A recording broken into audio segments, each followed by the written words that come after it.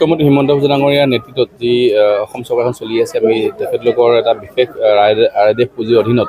আমি নাহৰকটীয়া সমষ্টিৰ অন্তৰ্গত প্ৰায় 3টা ৰাস্তা প্ৰায় 5 কোটিমান মূল্যৰ আজি ৰাস্তা আধাৰিলা কৰা হ'ল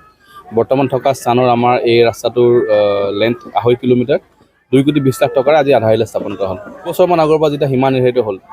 কণিগাঁও মাহমৰা পঞ্চায়তৰ বহু অঞ্চল নাহৰকটীয়া সমষ্টি হৈ পৰিলে আৰু আগৰ সময়ত বিমল বৰা ডাঙৰীয়াই যথেষ্ট কাম কৰিছে তেওঁ কিন্তু এটুৱা মুণ্ডাৰ সময়ত একো কাম নকৰাৰ বাবে তেখেতে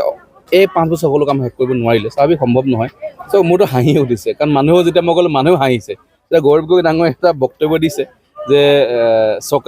চৰকাৰী চাকৰি কংগ্ৰেছেদি বিজেপিয়ে দিব পৰা নাই সকলোৱে গম পায় যে কংগ্ৰেছৰ সময়ত কংগ্ৰেছ চাকৰি আমি দিব পৰা নাই নিশ্চয় কাৰণ কংগ্ৰেছ চাকৰি দিওঁতে 10 লাখ 15 লাখ ঘোষ লয় আমি নিকাভাৱে দিছোঁ তো কংগ্ৰেছৰ মাজত পাৰ্থক্য আছে আমি চাকৰি দিছোঁ নিকাভাৱে কংগ্ৰেছ চাকৰি দিয়ে ঘোষ 15-20 লাখ টকা লৈ তেনেকৈ আমি চাকৰি দিব পৰা নাই এইটো সঁচা কথা আমি তেনেকৈ চাকৰি দিব পৰা নাই আমি নিকাকৈ চাকৰি দিব পাৰিছোঁ আৰু যদি কংগ্ৰেছ চাকৰি দিম বিজেপি দিয়া নাই কয় মানুহেতো আপোনালোকৰ সন্মুখত হাঁহিছে গৌৰৱ গগৈ ডাঙৰীয়াই নিশ্চয় বুজি পাইছে যে আগন্তুক নিৰ্বাচন তেখেতলোক পৰাজয় হ'ব উজনি সময়ত এটাও চিট নাপায় উজনি সময়ত চিট নাপায় কংগ্ৰেছে বা সকলো চিটতে ভাৰতীয় জনতা জয়ী হ'বলৈ গম পায় বিজেপিকে উন্নয়ন কৰিলে কংগ্ৰেছে কি জাতীয় পৰিষদৰ মই কোনো কুচকাৱাজ দেখাই নাই মই যিমান ধাৰণা নাহৰকটীয়া সমস্যাকে কংগ্ৰেছে খেলিব মানুহে কংগ্ৰেছী বুলি ক'লে গম পায় কিমান দুৰ্নীতি কৰি ইয়াত এটুৱা মুণ্ডা মন্ত্ৰী আছিলে গড় মৰা মূল মানুহজন ৰকিবুল হুছেইনৰ লগত এটুৱা মুণ্ডা তেখেতৰ কাৰ্যকালটো গড় মৰিছে তেখেত মন্ত্ৰী কেতিয়া আছিলে এই 2012-13 চনমানত হাইয়েষ্ট গড় মৰিছিলে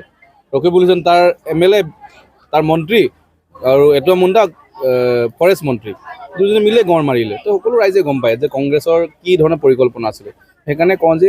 জাতীয় পৰিষদ হওক বা কংগ্ৰেছ হওক এই চৰকাৰ তেখেতে গঠন কৰিব নোৱাৰে এটা চিটো জিকিব নোৱাৰে সুবাকন বাদ দিয়ক বা লুইনো খোৱাঙত হাৰিব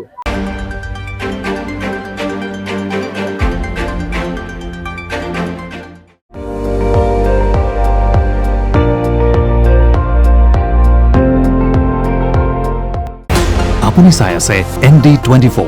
সৰ্বশ্ৰেষ্ঠ নহয় সৰ্বোত্তমৰ দৌৰ